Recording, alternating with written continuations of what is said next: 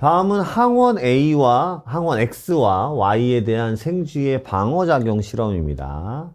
자, 실험 과정 및 결과. 유전적으로 동일하고 XY에 노출된 적이 없는 생쥐. 요건 이제 워낙 많이 나오니까. 이 노출된 적이 없다는 건 항체도 없고, 형질세포도 없고, 기억세포도 없고. 그죠? 1부터 4까지를 준비했습니다.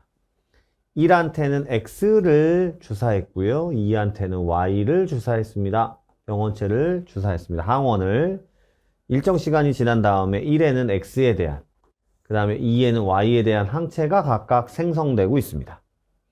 항체가 생성되다는 건 항체를 만드는 형질세포도 생겼다는 얘기겠죠. 기억세포도. 자, 다가 중요한 얘기가 될 건데요. 나의 1에서 X에 대한 B림프가 분화한 기억세포를 분리한 게 A입니다. A는 결국 X에 대한 기억세포고요. 자, 그 다음에 나의 2에서는 Y에 대한 기억세포를 분류했습니다. 그래서 3한테는 A를 넣어줬고요. 4한테는 B를 넣어줬습니다. 3한테는 A를 넣어줬고 4한테는 B를 넣어줬습니다. 자, 일정 시간이 지난 다음에 3과 4에 각각 Y를 주사합니다. Y를 주사합니다.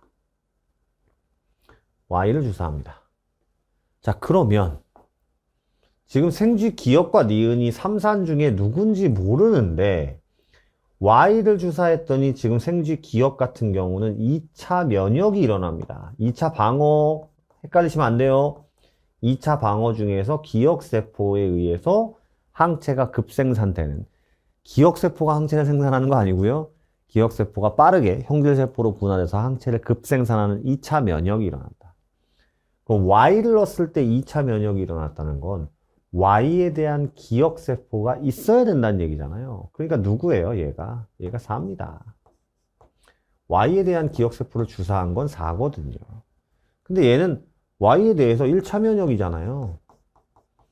그럼 Y에 대한 기억세포가 없었다는 얘기니까 이 친구가 3이겠죠. 그죠? 이에 대한 설명 옳은 것만을 보기 위해서 있는 대로 고른 것은 기억은 3이 아니라 4고요. 구간 가에서 기억세포로부터 형질세포로의 분화가 일어나야죠. 그래야 2차 면역이 일어나겠죠. 뒤집어졌나 확인하시고요. 자, 구간 나에서는 2차 면역 아닙니다. 2차 방어는 맞을 수 있어요. 체액성 면역. 하지만 2차 면역은 기억세포에 의해서, 기억세포가 형질세포로 변화하면서 항체를 급생산하는 거기 때문에 얘는 1차 면역이죠.